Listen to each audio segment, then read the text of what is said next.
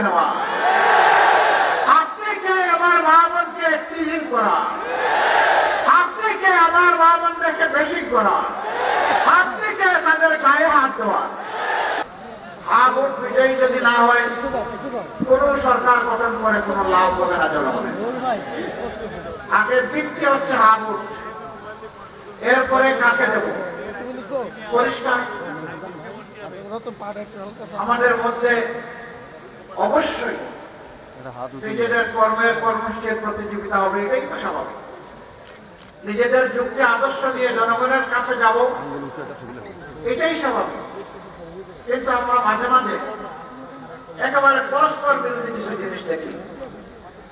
একদিকে আমাদের একটি বন্ধু সংগঠন, তারা বলছেন জনগণকে ফ্যামিলি কার্ড দিবেন এবং সেইটা দিবেন মহিলাদের হাতে। আবার আরেকদিকে এই মহিলারা যখন কোন একটা দলের পক্ষে, আদর্শের পক্ষে, নতুন বাংলাদেশের পক্ষে, ভোটের পক্ষে ভোট চাওয়ার জন্য বের হচ্ছেন, একদিকে ফ্যামিলি কার্ড, আরেকদিকে মা বোনদের গায়ে হাত। দুইটা তো একসাথে চলে না। এটি একটি বার্তা দেওয়া হচ্ছে জাতিকে, বার্তা দেওয়া হচ্ছে আগামীতে এমন কোন দল যদি ক্ষমতায় আসে যারা এখনই গায়ে হাত দেয়, তাদের কাছে বাংলাদেশের একজন মা বোন নিরাপদ হবেন না।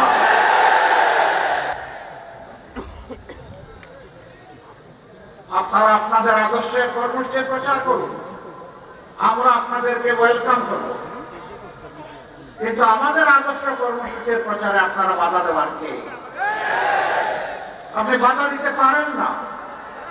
আমাদের কোন মা বোন, আমার কোন সহকর্মী যদি নির্বাচনী কোন আচরণ বিধি ভঙ্গ করে, সেইটা আপনি যথাযথ কর্তৃপক্ষকে বলুন, তারা প্রয়োজনে আমাদের বিরুদ্ধে ব্যবস্থা গ্রহণ করবে, আমরা সেই ব্যবস্থা মাথা পেতে নেব। কিন্তু আপনি কে হাতে আইন তুলে নেওয়া, আপনি কে আমার মা বোনকে টিহিং করা, আপনি কে আমার মা বোনদেরকে বেশি করা, আপনি কে তাদের গায়ে হাত দেওয়া।